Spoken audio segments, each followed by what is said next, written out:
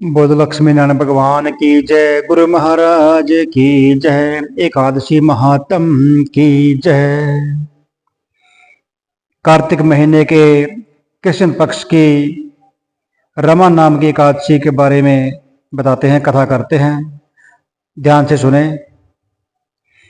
इस कथा को सुनने से सारी मनोकामनाएं पूरी होती हैं। विष्णु भगवान जी अति प्रसन्न होते हैं। बोलो विष्णु भगवान की जय। धर्मराज युधिष्ठिर ने कहा, है माधव, अब आप मुझको कार्तिक महीने के कृष्ण पक्ष की एकादशी कथा को विधि पूर्वक सुनाइए। श्री कृष्ण जी ने कहा, है राजन, कार्तिक महीने की कृष्ण पक्ष की एकादशी को रमा एकादशी कहते हैं। इस एकादशी का व्रत करने से समस्त पाप नष्ट हो जाते हैं। इसकी कथा मैं तुम्हारे सामने वर्णन करता हूं, सो तुम ध्यान देकर सुनो। प्राचीन काल की बात है कि एक राजा जिसका नाम मुचुकंद था, वह धर्म राज्य करता था। उसके मित्र भी इंद्र, कुबेर, वरुण, विभीषण इत्यादि थे। वह सत्य बोलने वाला और विष्णु भगवान का बड़ा ही गहरा भगत था। उसके एक लड़की उत्पन्न हुई जिसका नाम चंद्रभागा रखा गया। जब वह लड़की शादी के योग्य हुई तो राजा ने उसका विवाह राजा चंद्रसेन के पुत्र शोभन से साथ कर दिया। एक दिन शोभन अपने ससुराल में आया। उसी दिन एकादशी के व्रत का दिन आया।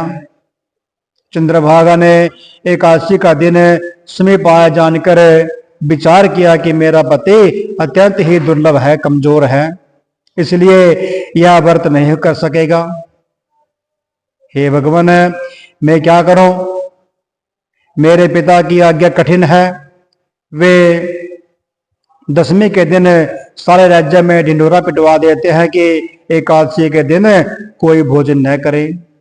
जिसे सुनकर शोभन अपनी पत्नी के पास आया और उसने पूछा कि हे प्रिय, तुम मुझे कोई ऐसा उपाय बताओ जिससे मेरा जीवन नष्ट न हो।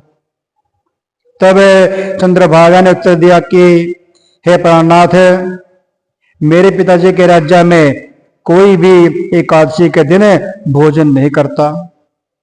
यहां तक कि हाथी, घोड़ा, ऊंट, बैल, गाय, भैंस इत्यादि पशु भी घास ग्रहण नहीं करते। तो फिर आप ही बताइए कि मनुष्य किस प्रकार के अन्न ग्रहण कर सकता है। यदि आप भोजन करना चाहते हो तो इस नगर को छोड़ करके आज के दिन कहीं चले जाएं। यदि आप इसी स्थान पर रहोगे तो तुम्हें यह व्रत अवश्य ही करना पड़ेगा। शोभन ने उत्तर देते हुए कहा, हे प्रिय, तुम्हारा कहना बिल्कुल सत्य है। अब मैं इस व्रत को अवश्य करूंगा। जो भाग्य में लिखा है वह तो होकर ही रहेगा। इस प्रकार विचार करके शोभन ने एकादशी का व्रत किया। तो वह भूख और प्यास से अत्यंत पीड़ित होने लगा। जब सूर्यनारायण अस्त हो गए और जागरण करने की रात्रि आई तो वह शोभन को अति दुखदायी प्रतीत होने लगी। नतीजा यह हुआ कि दूसरे दिन प्रातःकाल होने से पहले ही शोभन की मृत्यु हो गई। तब राजा ने राजकीय सम्मान के साथ उसका दाह संस्कार करा दिया। चंद्रभागा को सती होने से पिता ने रोक दिया और वह अपने पिता के घर में ही रहने लगी। रमा एकादशी के व्रत के प्रभाव से शोभन को मंदराचल पर्वत पर शत्रुओं से मुक्त एक उत्तम देवनगर प्राप्त हो गया। उसकी अटारी तरह तरह के हीरे, पन्ने, मणि आदि रत्नों से सुशोभित थी। वह स्वर्ण के सुंदर खंभे लगे हुए थे। वह उस स्थान पर स्वर्ण सिंहासन के ऊपर विराजमान हो गया।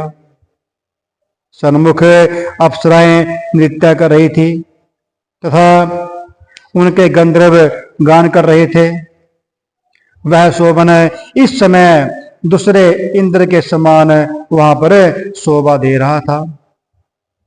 एक समय एक सोम शर्मा नामक ब्राह्मण मुचुकुंद नगर को रहने वाला तीर्थ यात्रा के लिए घूमता फिरता हुआ उस स्थान पर चला गया।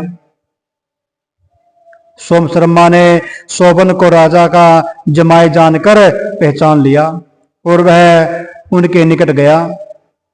सोम शर्मा ब्राह्मण को आया हुआ देखकर राजा शोभन अपने सिंहासन से उठकर खड़ा हो गया और ब्राह्मण का सत्कार कर पास में बैठा लिया।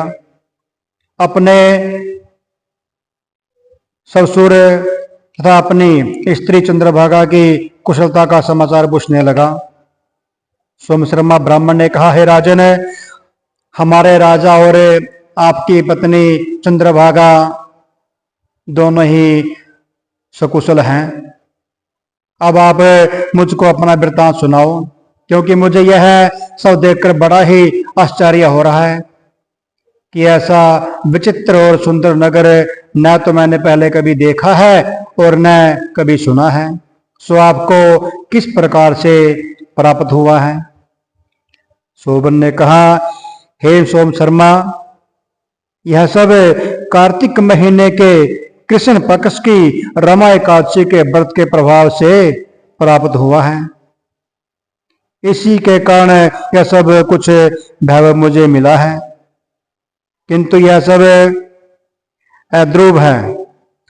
सोम शर्मा ने पूछा, हे राजन, यह सब अध्रुव कैसे हैं और ध्रुव कैसे होगा?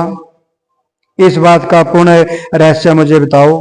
शोभन ने कहा, हे ब्राह्मण, मैंने श्रद्धा पूर्वक उस व्रत को नहीं किया था, परंतु उसके प्रभाव से मुझे यह नगर प्राप्त हुआ है, इसलिए मैं इसे अध्रुव मानता हूं। यदि तुम इस वृत्तांत को राजा मुचुकुंद की पुत्री चंद्रभागा को कहोगे तो वह इसे ध्रुव बना देगी। सोम शर्मा ने मुचुकुंद नगर में आकर यह सारा वृत्तांत चंद्रभागा को कह सुनाया। यह सब हाल सुनकर राजा की पुत्री चंद्रभागा ने कहा, हे ब्राह्मण, क्या आप यह सब वृत्तांत आंखों देखा प्रत्यक्ष मुझे सुना रहे हो या कोई स्वप्न देखा है?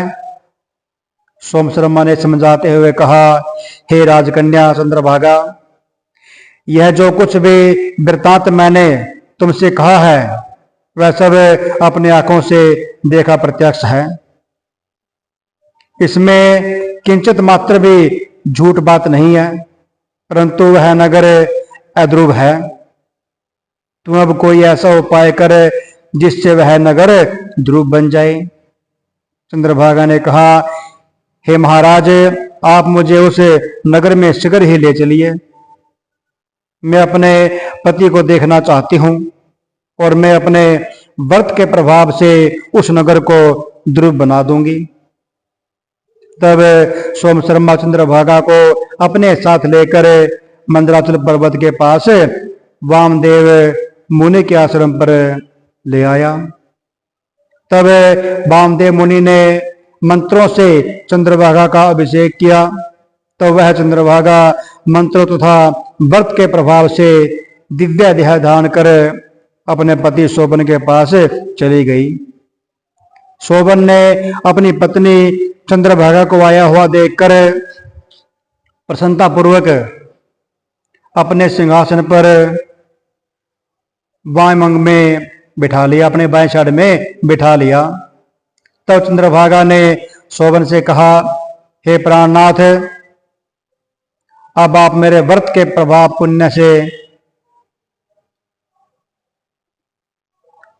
पुण्य को सुनिए। जब मैं अपने पिता के घर में 8 वर्ष आयु की थी, तभी से मैं इस एकादशी का व्रत यथा विधि के साथ करती आ रही हूं। इन्हीं व्रतों के प्रभाव से आपका यह नगर ध्रुव हो जाएगा और समस्त कर्मों से युक्त होकर प्रलय काल के अंत तक रहेगा।